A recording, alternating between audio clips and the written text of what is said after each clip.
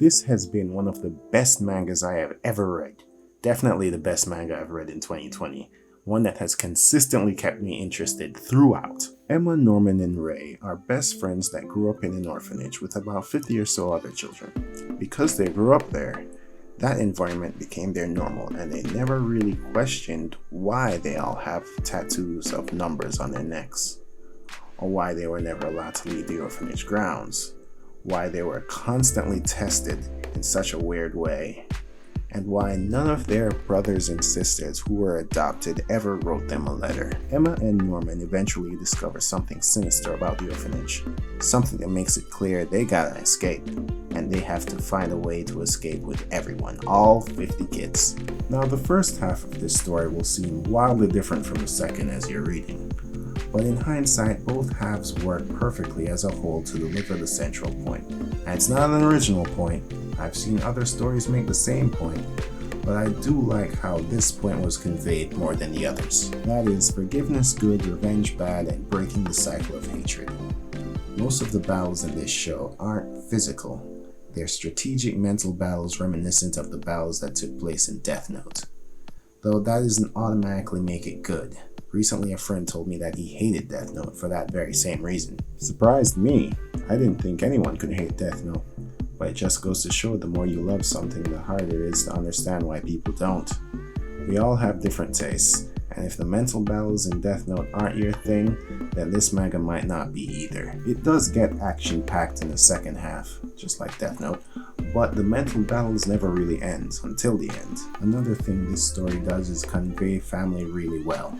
There are 50 plus members of the orphanage in just 180 chapters, so you're not going to get to know all of them individually, but you will form an attachment to the family as a whole through Emma, even the ones that don't do anything, the ones that are just there in the background.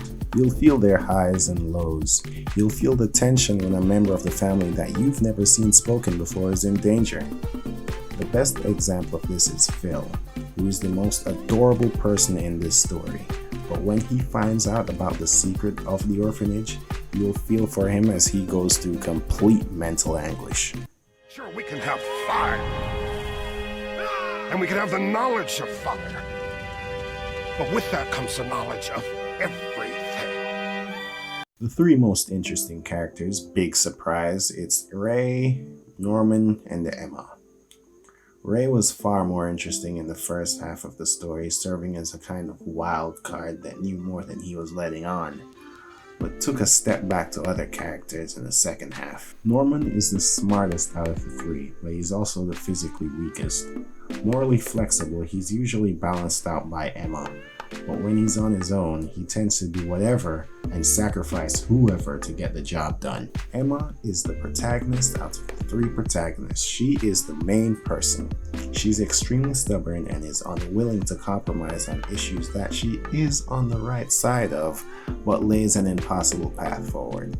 She's a real have my cake and eat it too type person. Or, a more relevant example, she wants to fight a war but have no one die. She is smart enough to fully be aware of how childish she can be when it comes to these matters, but she always stands by what she believes. She really blurs the lines when it comes to what is realistic and what is just giving up.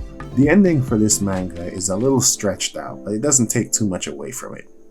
In the end, Promised Neverland is a good time conspiracy.